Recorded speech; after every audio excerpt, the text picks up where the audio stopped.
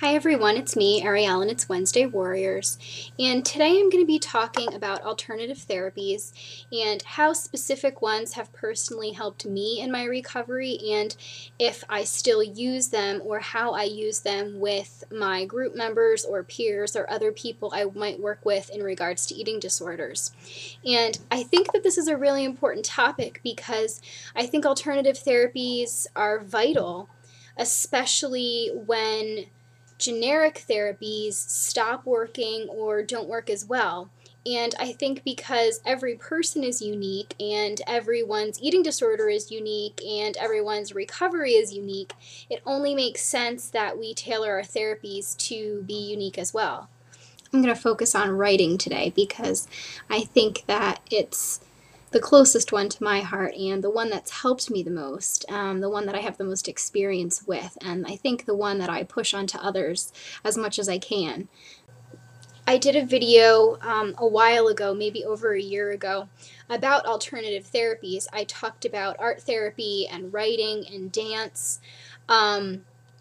I went through different organizations that relate to the different therapies, and I talked a bit briefly about each of them and how they can be helpful and what they mean and what they do. In this video, I'm going to be talking about my own personal experience specifically with writing. I have always considered myself a writer, but more than that, I've always used writing as a way to express myself, and I know that writing doesn't help everyone, but it really helped me, and I still use it to this day as my voice to get my message out. Even though I consider myself recovered now, I'm using my writing to keep up my blog and help other people with what I have to say and what I have to share and what I have to teach. So it still serves a very vital purpose. But while I was struggling and while I was in recovery, I kept journals. And I also wrote a lot of poetry. I still write poetry and I still write other things. It's not so much a sense of self-therapy as it is just a general way of life for me, but it is so deeply rooted in my character and in my way of thinking that I don't think I could imagine my life without writing. And I always say that if one day I get too old to hold a pen or type at a computer, I'm going to have a tape recorder and I'm going to have my voice record the written word that I want to appear on a piece of paper, because I have to write to live. It's as important as breathing to me. And especially in regards to eating disorders, eating is vital. We need to eat to live. And I always felt, even as a kid, that I need to write to live. So being able to write when I wasn't doing well or when I needed some strength, it was a way of me tapping into my inner strength, because that strength was coming from me if I was writing from the heart and from my soul. I want to quickly share another way that writing helped me, even just logically and basically. When I first started out going to therapy, I was a little embarrassed, and it took me a while to sort of get the hang of it, sitting there talking about my problems, talking about why I was there. And even though I had a really wonderful therapist who would prompt me and ask me questions and try to get me to talk, it never felt completely comfortable. And one of the ways that I was able to express myself and use the time wisely was to bring journal entries that I had already written or poems that I had already written. The preface that I was going to share something with her, like, look, listen to what I wrote, maybe this will help you understand how I feel. And she always really found it extremely helpful. And I think it helped me to use my voice and feel less on the spot. And also, if on my own time I was able to get my feelings out very clearly and really put onto paper what I needed to say, I was then able to not have to regurgitate that later, not have to try to put into words what I had already put into words the night before. I could just bring it with me. So I think that writing helped me get more out of therapy. I also think that writing has helped me to be a better communicator, and I really attribute writing in a variety of forms with helping me just find my way. And it's funny because a big part of recovering from an eating disorder, especially anorexia, I think, is the identity outside of the eating disorder. Who am I outside of my eating disorder? What am I without this? And for me, writing helped me realize who I was without it. And it was a really cool learning experience. And I think it helped me to like myself better. And what's more than that is you can see your progress so much more clearly when you are writing day to day, let's say in a journal. It's hard to see the progress when it's gradual, even if it's there. But if you look back a year later and you're reading something that you wrote a year ago, you can see that change, and it's huge and it's big and you can't ignore it, and it's there on paper with the date from a year ago, so you know it really happened, and you can't then ignore how far you've come. So I think it's great, especially when we have skewed perceptions of ourselves.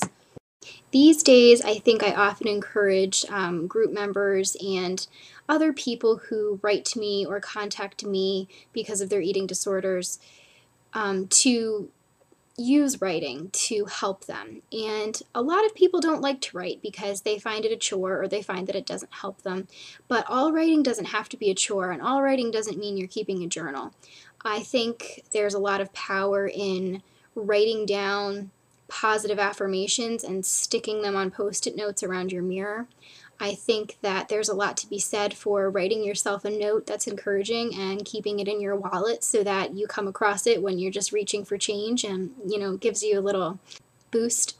If you're angry with someone or you had a fight with someone and you're not quite sure how to make the first step, writing a letter, I think, is very helpful. Or if there's someone that you want to tell something to, but you can't quite seem to find the right words, or you can't get up the courage to face have a conversation, but you still would really like to communicate a message, I always suggest writing a letter in that regards too. I think there is a misconception that writing a letter is somehow cowardly, but it's really not, because I think a lot of the time we're able to express ourselves best when we have that pen and that paper alone with ourselves first. And I also think that writing sometimes is more honest, and you don't get interrupted. You're not having a face-to-face conversation. You can get all of your thoughts out on that piece of paper, and no one can interrupt you from start to finish, and there are a lot of benefits to that. And just because you're writing initially doesn't mean you'll always be writing to a person or people for the rest of your life and never figure out how to be brave enough to have face-to-face contact or conversations. But it can be the jump start. It can be what you do first to work your way into things or to broach hard conversation topics. I have definitely suggested writing a letter to people who were trying to tell parents or family for the first time that they have an eating disorder and they need help. Sometimes it's just too scary to sit in a room and feel like you're going to be confronted. Sometimes it's too scary to face tell someone something big and personal like that because you might feel that you're such a disappointment or a failure. And inevitably, friends and family will start to ask a lot of questions, and you might not be able to express yourself as clearly and as capably as you would if you could just write everything down on paper. And what I do often suggest with writing, as far as it being communication, is when you're writing a letter to someone to talk about something that's very deep or important or serious or meaningful, at the end of the letter that you're writing, to say, I know that you'll have a lot of questions, or I know that you'll want to talk about this further, and I'm here, let's talk about it, so that everything isn't going to then, from that point, be writing on pieces of paper passed back and forth.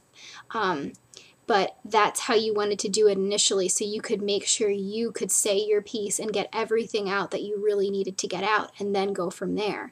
And to let that person know that they can come to you with the questions and the concerns and the worries, and you will be there to talk about it from that point on. But that's what you needed to do first.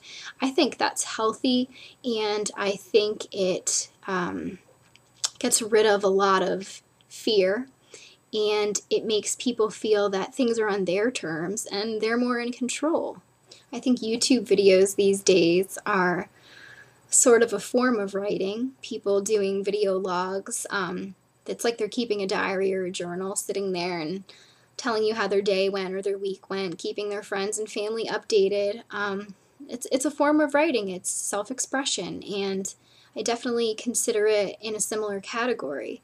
Obviously, the videos that I do are self-help, motivational speaking, educational, informative, things like that. It's not my day-to-day life that I'm logging.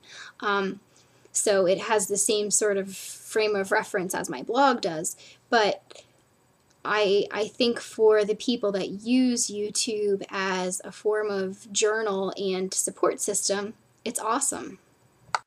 The number one thing about writing that is really important to remember is it's a healthy coping mechanism.